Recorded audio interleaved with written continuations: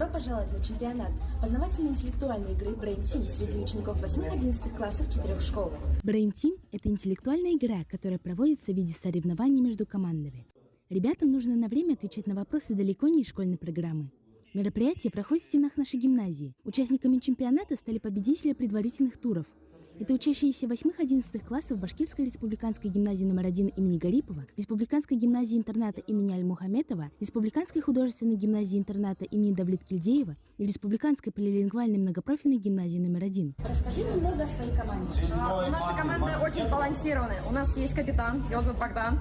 Он хорошо знает историю, то есть он сам очень сильно осведомленный, но очень хорошо знает историю. У нас есть Азалия, она тоже знает музыку хорошо.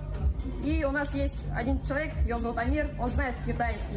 Я попал на чемпионат, потому что, во-первых, я хорошо учился, во-вторых, я и так был активным, и просто сам хотел участвовать. В ходе мероприятия прозвучало немало интересных вопросов, требующих от его участников остроты внимания и логического мышления. Иностранные языки, физика, история. Что связывает все эти направления? Brain Team. Что тебе больше всего понравилось в игре? В первую очередь понравилось в игре то, что мы все общались, и то, что каждый мог применить ту область, в которой он больше всего знает и осведомлен. Мне кажется, у нас сложных заданий не было, просто мы не могли что-то вспомнить.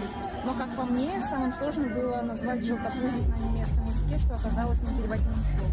Победителем среди государственных бюджетных общеобразовательных учреждений и чемпионом Brain Team стала Башкирская республиканская гимназия номер 1 имени Гарипова. Искренне поздравим победителей! Наша гимназия заняла почетное 2 место, а команда была награждена серебряными медалями. Поздравляем ребят и желаем дальнейших успехов! А вам, дорогие зрители, советуем присоединяться и в следующий раз тоже участвовать. Лучшая команда станет чемпионом проекта и будет награждена медалями и кубком. Победят самые эрудированные. Мустафа Назарина специально для РПМГ номер 1.